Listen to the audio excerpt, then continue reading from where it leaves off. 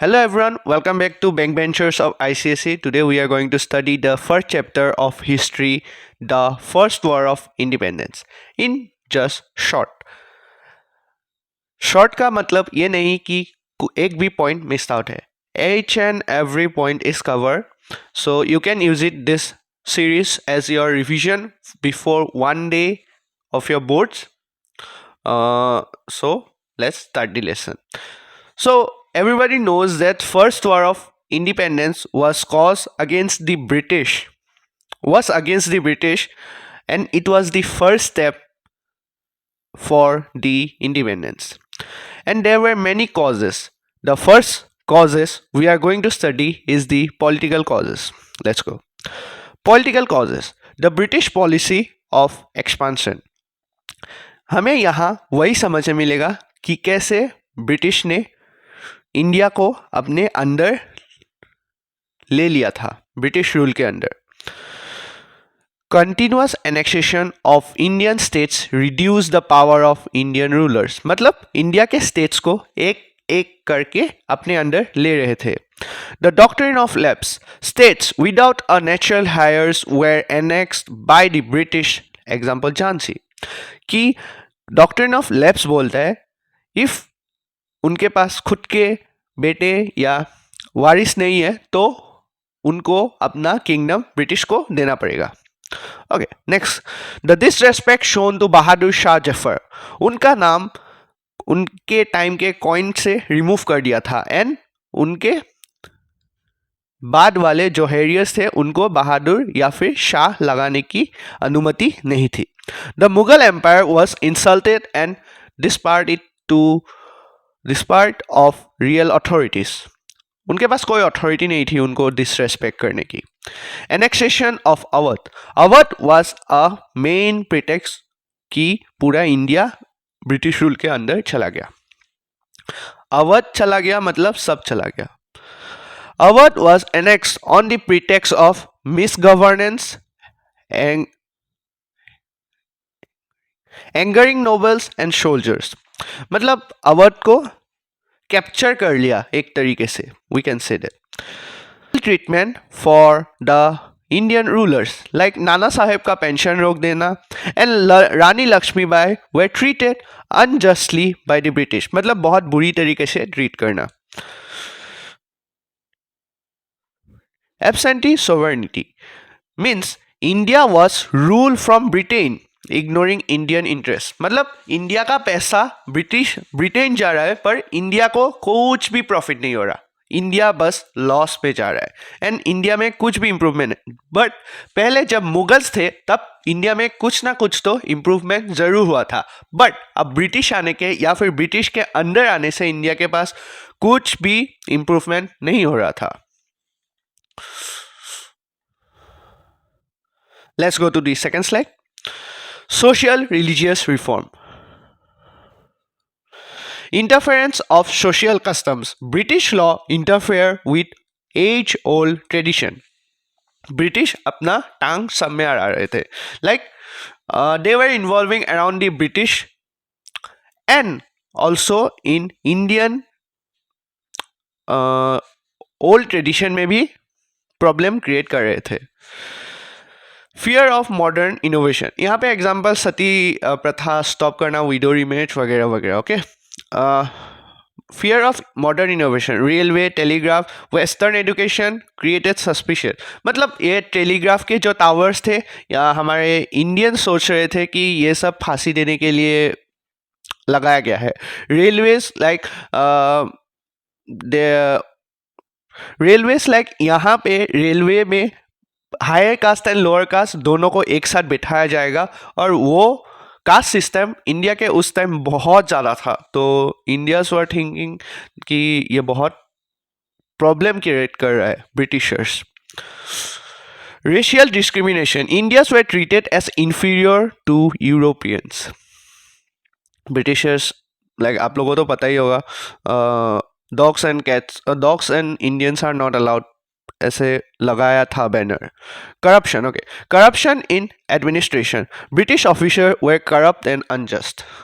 Of the poor, heavy taxes and harsh law affect the peasant. मतलब बहुत ज़्यादा tax लगा दिया था, लैंड ओनर्स मनी लैंड करते, फिर भी अगर टेनेंट नहीं दे पाते तो उन लोगों से भी बहुत पैसे लेते या फिर लैंड ले लेते। एक्टिविटीज ऑफ क्रिश्चियन मिशनरीज, उनको लगा कि इंडियंस को क्रिश्चियंस में कन्वर्ट करने के लिए ही ये सब हो रहा है। Fear regarding western education, Indian beliefs it would destroy their religion. मतलब इंडिया को लगा था अगर उनके बच्चे बाहर इंग्लिश वो सब स्कूल में पढ़ेंगे तो उन लोग का ट्रेडिशन डिस्ट्रॉय हो जाएगा। Taxing religious places, temples and mosque were tax. Okay, law of property, threaten traditional land owners, उन लोग को प्रॉब्लम क्रिएट करते थे कि अगर तुम पैसा नहीं दोगे या फिर तुम्हें प्रॉपर्टी के कुछ कागज़ दिखाने पड़ेंगे, अगर नहीं है तो लैंड हमारे अंदर हो जाएगा। Okay, let's go to next slide. Okay, ये क्या है? Economic causes. Okay, exploitation of Indian resources by British. Indian resources जो हम इंडिगो वगैरह वगैरह जो गुड्स प्रोड्यूस करते थे वो ब्रिटिश जाके ही मतलब गुड्स बनते थे, और इंडिया के सारे गुड्स कहाँ जाते थे? ब्रिटिश। और इंडिया को कोई प्रॉफिट होता था? बिल्कुल नहीं। Okay, drain of wealth from England to India, sorry, drain of wealth from India to England. Okay, decay of cottages industry and handicraft due to British factory made goods। British के factory made goods बहुत cheap थे, तो India के cottage industries के जो goods थे वो expensive थे एंड इसलिए उनको प्रॉफिट नहीं हो रहा था और इंडिया में बहुत ज़्यादा टैक्स लगा देते थे। Economic declines of peasant due to heavy land revenue.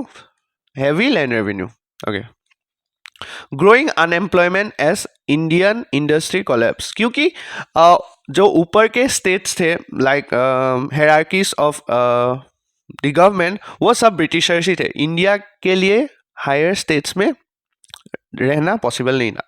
Annexation of rented free land and states by, कैसे लेते थे लैंड कि आप मुझे पेपर दिखाओ, अगर पेपर्स है नहीं तो ये लैंड मेरा। Okay, inhuman treatment of Indigo cultivators, अगर तुम इंडिगो कल्टिवेट नहीं करोगे तो लैंड हमारा हो जाएगा, और एक बार इंडिगो ग्रो हो गया तो वो लैंड बाद में कुछ ग्रो करने के लिए बचता भी नहीं।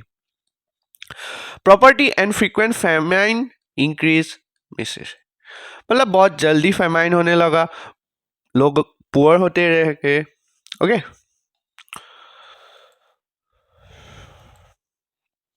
Next, military causes, ill treatment of Indian soldiers. Indian soldiers को अच्छे फीस या फिर सैलरी नहीं देते थे, बहुत बुरा ट्रीटमेंट करते थे, डिस्क्रिमिनेशन, कास्ट बेस, वो सब था। General service and enlightenment act. Okay, force sepoys to serve oversea offending religious belief.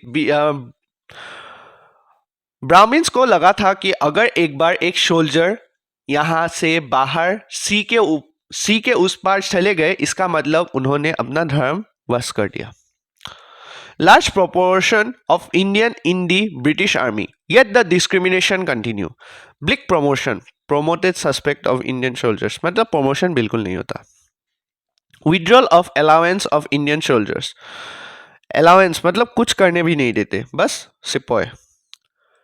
Faculty distribution of troops, poor performance of British troops in war abroad, low salaries paid to Indian soldiers compared to Europeans. Okay, next slide.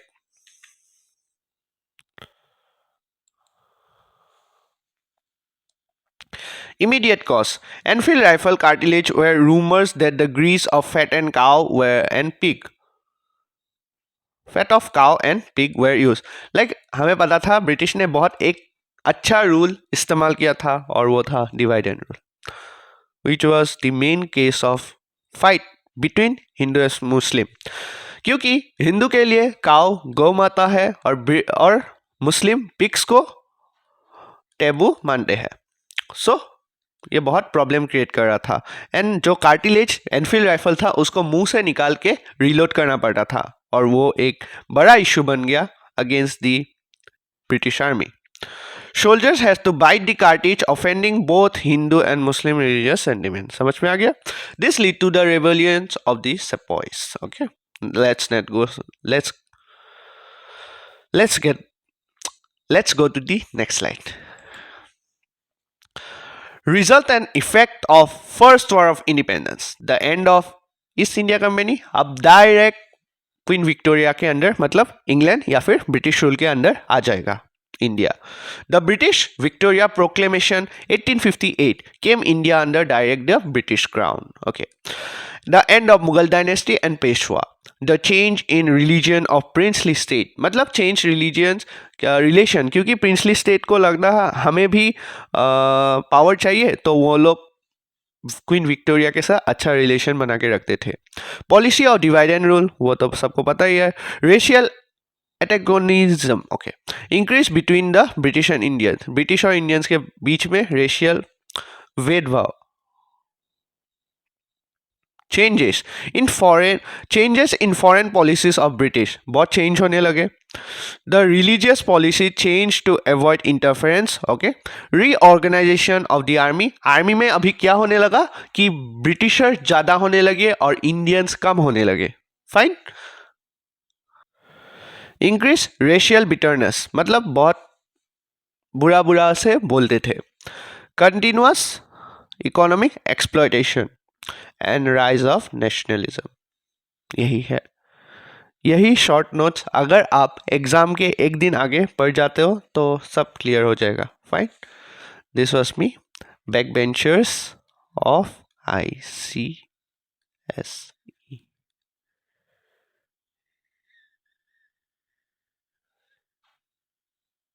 Thank you.